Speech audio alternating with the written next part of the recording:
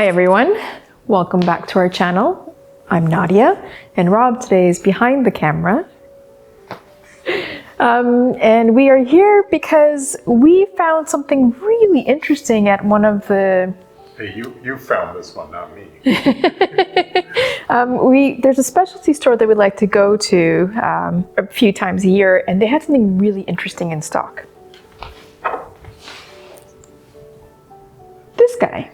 This guy right here. Anybody know what this guy is? I've heard about it. We actually have heard about it on, what's that show with Roy Choi and they do that food truck show.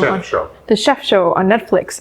And Roy Choi just kept mentioning, or Chef Roy Choi, sorry, kept mentioning fennel pollen. Never heard of it. It really piques my curiosity because we haven't been able to, or I haven't spotted this anywhere else in Toronto.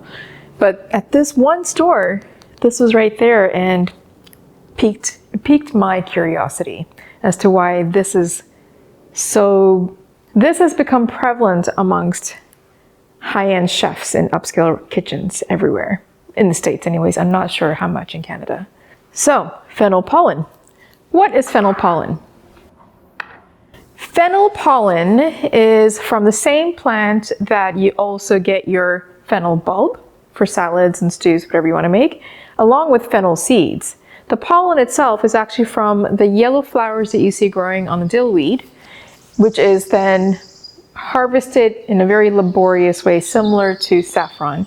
It needs to be picked, then dried, air dried, and then it needs to be harvested in a way where you need to actually sift off the stems, which then makes it a very expensive spice to actually purchase. So hold on, let me clarify. The bulb goes into flower. Mm-hmm. You have to pick the flowers and then get all the flower stems out and just get the pollen by itself. Yeah, I mean, I found this really nice video on YouTube, which you can find it here, and I'll provide all the links down below of any references that I've used in this video. Tiny little harvesters? Apparently you sift it. We can always try, but I don't know. It's a lot of work. Mostly the air drying part, because you can't put it into a machine or a dehydrator. You have to let nature take its course. Interesting. Yeah, so it's like saffron. That's why saffron is so expensive. Same deal. Now, what's interesting about the fennel pollen is that it is not farmed because the plants just kind of grow naturally in fields or over on roadsides, almost like a weed. Can you call it a weed? Dillweed. That's what it's called. Dillweed is what it's called. So it's not farmed. It's just, when the season is there and they're growing a lot during that time period, they are harvested and then they go into little jars like this because the yield isn't very big. The yield is quite small. Yeah.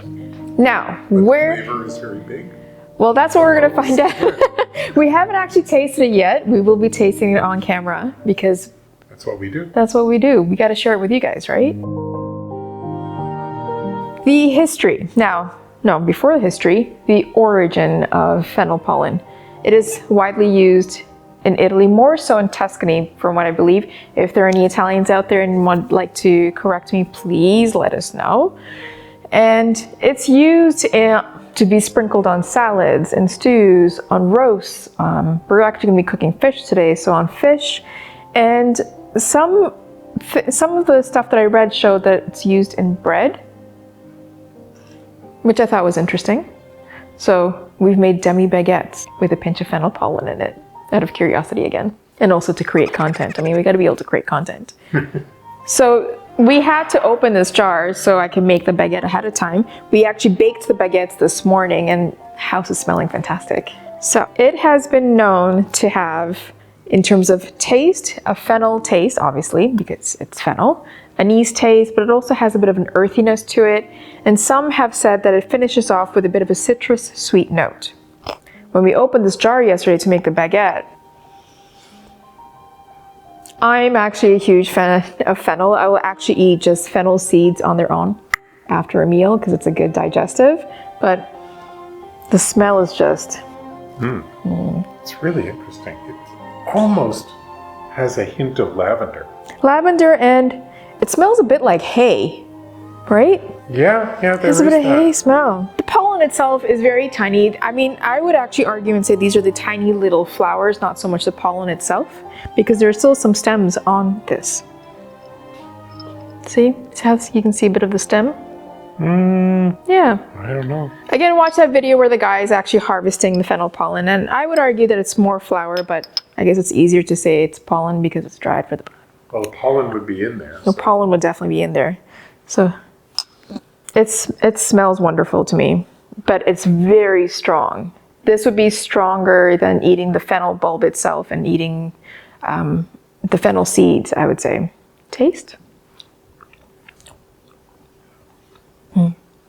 There's definitely a fennel seed taste. It actually goes sweet. Citrusy, I'm not sure of, but maybe when it's in contact with heat, that changes the flavor. And for me, anyways, I'm getting a bit of a mustard note. Do you want to try? Sure. I can see why they say earthy as well. Rob, you're so tall. Lots of texture. Aren't they like little flowers? The flavor comes on really slowly. There's definitely like an anise, that slightly licorice flavor. Yes, licorice. And for me, it goes a bit sweet right at the end. Yeah, there's definitely like a sweet, and I'm not a fan of licorice. Like I don't eat licorice, but this is a nice, very subtle flavor. I can see how this could be a great addition to your spice cabinet if you want, if you could afford it. I mean, pretty good, right? I'm curious to taste it in food. I'm curious to see if it changes when you put it on cold food as opposed to hot food or cooked with. It's good. Yeah. Now, when did it start to become known? More so in States. It started to become known in the 90s when a food writer named Faith Willinger, actually who lived in Tuscany for about 25 years, started to introduce the spice to a couple of the chefs in the States. One chef being Chef Mario Batali, who tried it, fell in love with it. You may have heard of him. Yeah, you may have heard of him. He was the one who really brought it into light in all upscale kitchens in America. And from there, Fennel Pollen. His clogs. I don't know if anybody heard that. Rob said he put it in his clogs. Maybe gave him some power. I mean, the spice is touted to be known as, what is it? I want to make sure I get the words right. Culinary fairy dust, or the spice of the angels. Really? Spice of the angels? That works. I mean, there were some articles I was reading where people were like, you know, will this spice save your dish? And the answer is, a bad dish is just a bad dish. There's nothing that can spice it. No spice in the world could revive or save it.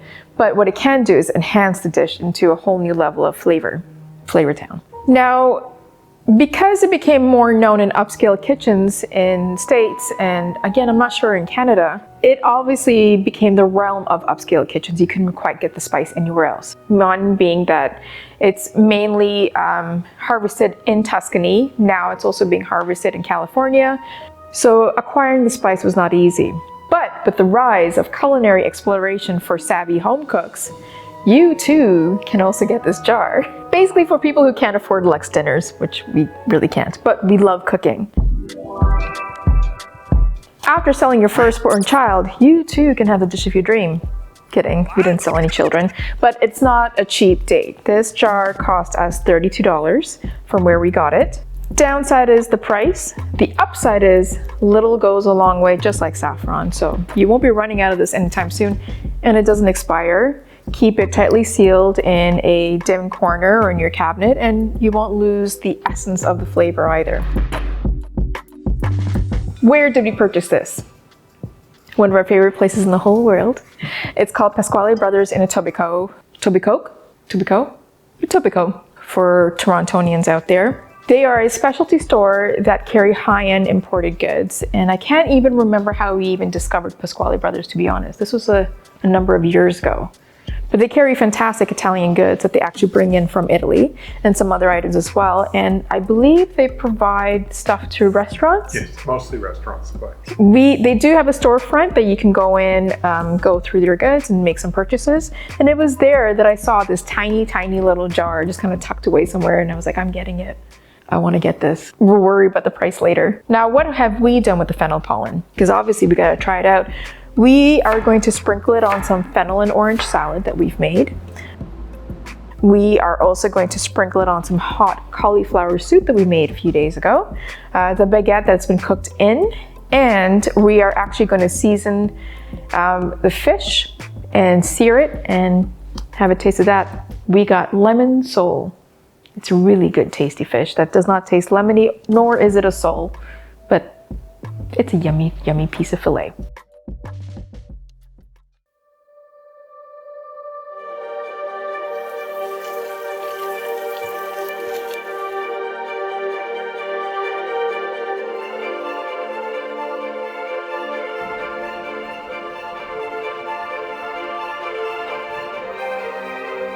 All right, I can't quite tilt it because the juices will fall off.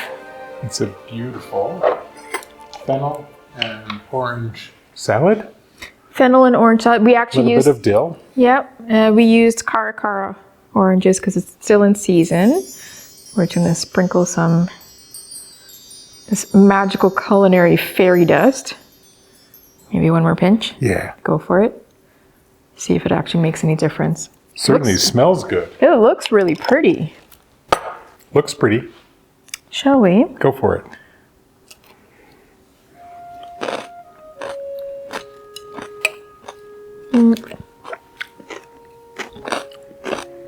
Try the orange. It definitely ups the fennel flavor. Oh, it's really good on the orange. Oh, very good on the orange. I actually had the fennel sitting in orange juice, lemon juice, olive oil, salt for about an hour. So it's been slowly marinating in it.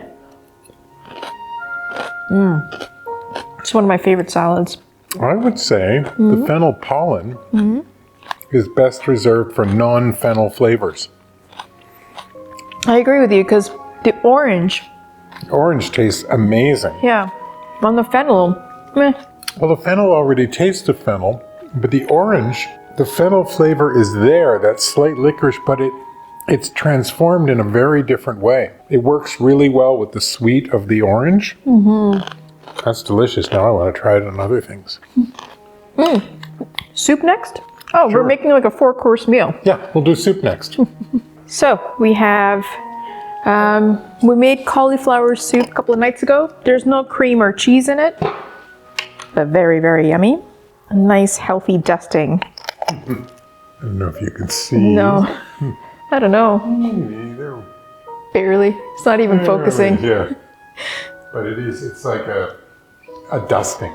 Yeah. Like as it warms, I can definitely smell the fennel pollen. I mean, Chef Mario Batali prefers it on hot food.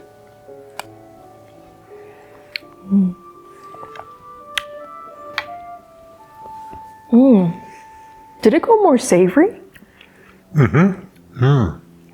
There's a sweet element as well. For me, it feels a little more mustardy. No? We need more fennel pollen. Yes, definitely. And I would say, I'm going to try stirring it into the soup a little bit. Get it all incorporated? Go for a little more.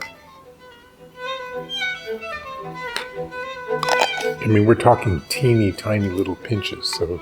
We're gonna fly through this jar. No, we're not. Yeah, so now it's sort of incorporated into the soup. That tastes very good. There's a perfume. There is definitely sort of kicking the flavor up a level. Would this be, This is sweetness. would you call this the spice of the angels?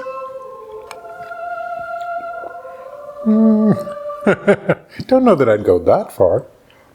But it does enhance the flavor. Now I'm getting more citrus. Yeah. Yeah, it's funny. There is definitely like a back of the throat citrusy hint. And now I just got a bit of fennel. I guess it depends on the amount of fennel pollen you would add. It's very good. And instead of a licoricey It's a taste, beautiful it's enhancement. more of a minty. Yeah, I'm not getting so much, now that we've sort of stirred it in, I'm not getting as much of the licoricey. It's more Slightly savory cool. and citrusy. I mean, for people who are not big fans of anise or licorice flavors, putting into a hot dish like this, you wouldn't even recognize it, I would say. It's very good. We're finishing the soup. Do you want to try the bread next? Sure. These little Demi baguettes are so cute. Look at these. Aren't they cute? Little toes. Yeah. I've been practicing on how to make baguette, and this is, I'm finally starting to get a little better, getting there. So the fennel pollen was actually sprinkled into the flour before water was added, so it's been fully incorporated into this dough, fermenting along with it, and I'm curious to see if it actually lends any flavor to the actual bread. Shall we give it a go? Let's give it a go. I wouldn't mind trying it first without butter and then with butter. Okay. It turned out pretty good. It's nice and moist in the center. You're getting good at baguettes. I am. All right.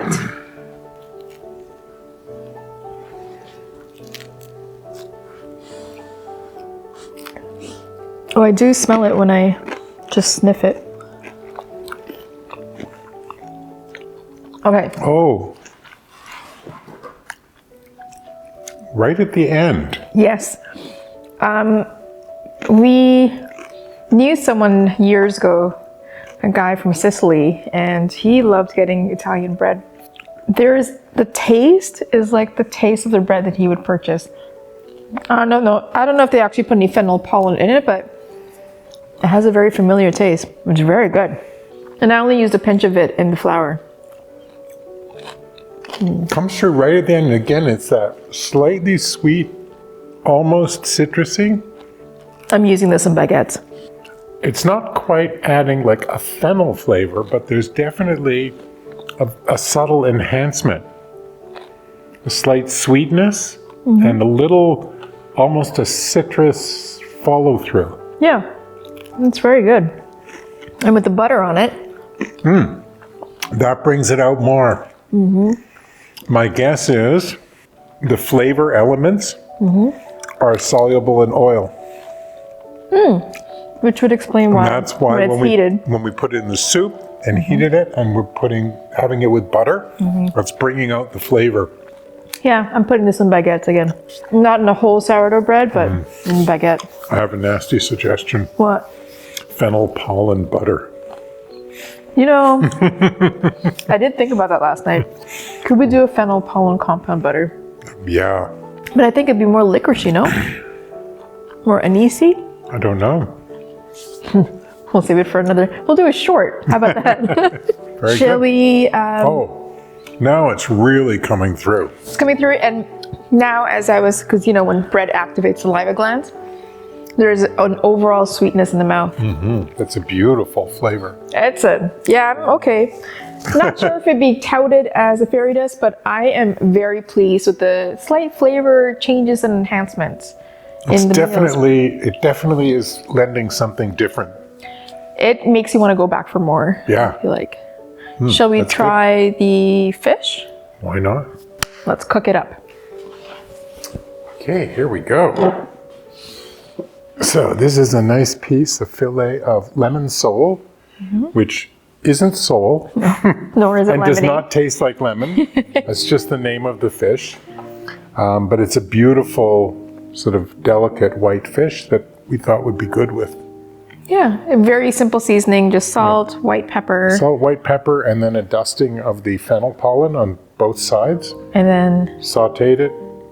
butter also had dusting of fennel pollen I on it just too. put a little fennel in the butter.